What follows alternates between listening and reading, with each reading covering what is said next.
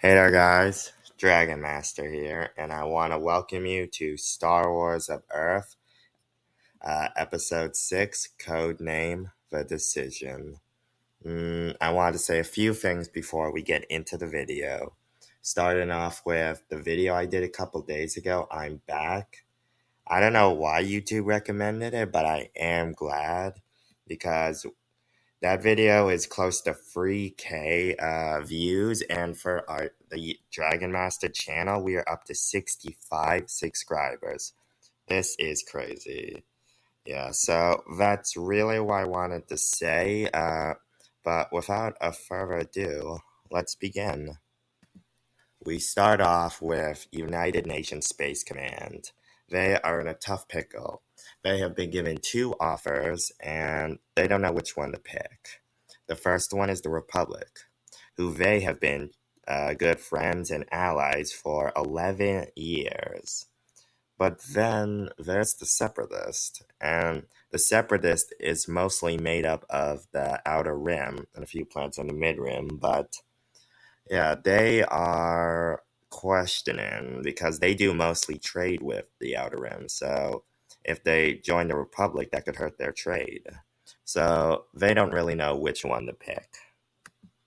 But personally, they don't like either options because the Republic is corrupt and will just use them, and the Separatists, even though it seems like a good cause, will also just use them. And yeah, because they know the reason why both these factions want them to join. It's first off, it's because of their resources. With all the companies of the galaxy coming to Earth and establishing factories, and with the materials and resources they gain from the colonies, which are sent, well, raw materials sent from the colonies to Earth, which are made into the products which they sell. That's one of the reasons why one of the reasons. But the other reason is for their military. Now, to start off with their military, it's their army. I mean, like, when United Nations Space Command, every country, half of their army was inducted into this, along with every space program.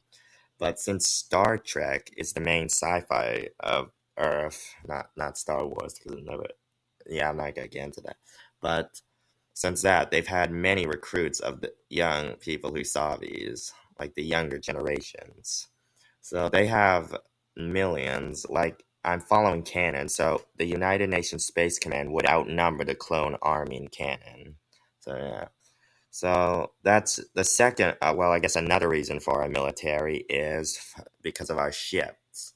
Our ships aren't as advanced as the ones in. Basically, all the technology that came was modern, and they did build it, except the hyperdrive. But it's mostly not as advanced as other ships. Its main weapons are machine gun turrets across the ship, along with a huge cannon which shoots a projectile at speed that is able to pierce a ship's shield. So that's one of the only advantages our ships has. So they're not as advanced. But the Terrans, or United Nations Space Command, have received a third offer, and they decide to take that one, which is to join the Council of Neutral Systems, as the council is just being formed, and they want to join because if they stay neutral, they won't have to pick either side. And the Council of Neutral Systems won't want to use them like the Republican Separatist. So they would talk, and they would decide to join the Council of Neutral Systems. So when they would head to Mandalore, they would get questioning looks by the people there, as the Terrans, due to their warlike nature, do remind the newer Mandalorians of their ancestors. So they would have a meeting with Duchess Satine. They would become one of the founding members, but that doesn't mean the other members. Duchess Satine would have a problem with them, but the other members that would join would have a problem with the Terrans, due to their having a huge warlike past, which the Terrans understand. But this isn't all good news. With this would also hurt both their relations with the Republic and Separatist, as the Republic would be forced to find an alternative army. As for the Separatists, they were already beginning the the battle droid armies, constructing them. And they feel like if the Terrans would have joined them, they could have ended this war much quicker with two armies. So this would kind of paint the Terrans as cowards and some people of both factions, the political anyway. So this would hurt them in the Senate as well. Well, due to their actions, the Republic would have to turn to the Jedi, but the Jedi were only 10,000. They weren't enough for a whole army. They were a small army at best. So Captain Hackett and Commander Anderson would go talk with the Jedi Council. The council on the temple they had built on Earth. So the Jedi had established temples across their territory as a friendship. So the Terrans would ask the Jedi to move a lot of the Padawans to these temples in their territory to keep them safe in case the fight which will happen, they know, they get that. So at least the Jedi could survive in case the Republic loses. And the Jedi Council agrees to this. So Padawans and younglings are sent to the temples in the Terran territory in the unknown regions.